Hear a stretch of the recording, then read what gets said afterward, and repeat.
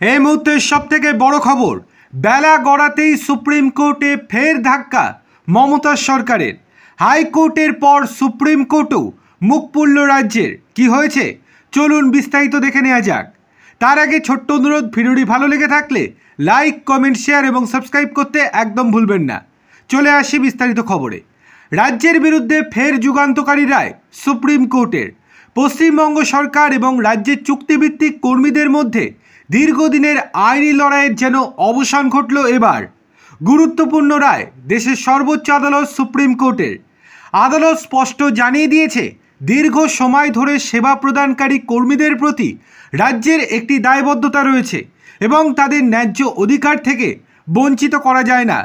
এখন থেকে কলকাতা হাইকোর্টের নির্দেশ মতো সমস্ত বকেয়া আর্থিক এবং পরিষেবা সংক্রান্ত সুবিধা পাবেন চুক্তিভিত্তিক কর্মীরা। রাজ্য সরকারের পক্ষ থেকে আইনজীবী কুণাল চ্যাটার্জি আদালতে যুক্তি দেন যে এই কর্মীরা চুক্তিভিত্তিক এবং তাদের পদগুলি স্থায়ী নয়। সরকারের দাবি ছিল, যেহেতু কোনো স্থায়ী পদের অনুমোদন নেই, তাই তাদের স্থায়ী কর্মীদের মতো সুযোগ সুবিধা দেওয়া সম্ভব নয়। রাজ্য সরকার তাদের পক্ষে বিভিন্ন নিয়ম এবং বিজ্ঞপ্তি আদালতে পেশও করে। মামলার শুনানির সময় বিচারপতি মনোজ মিশ্র রাজ্য সরকারের আইনজীবীর কাছে একটি গুরুত্বপূর্ণ প্রশ্ন তোলেন। তিনি বলেন, যদি কোনো অনুমোদিত পদই না থাকে, তাহলে রাজ্য সরকার কিভাবে বছরের পর বছর, দশকের পর দশক ধরে কর্মীদের কাজ করিয়ে যাচ্ছে। আদালত আরও বলে যে, একটি রাজ্য সরকারের উচিত মডেল এমপ্লয়ার বা আদর্শ নিয়োগকর্তা হওয়া। এই পর্যবেক্ষণের মাধ্যমে আদালত স্পষ্ট করে দেয় যে, দীর্ঘ সময় ধরে কাজ করিয়েও কর্মীদের অধিকার থেকে বঞ্চিত করা অনুচিত।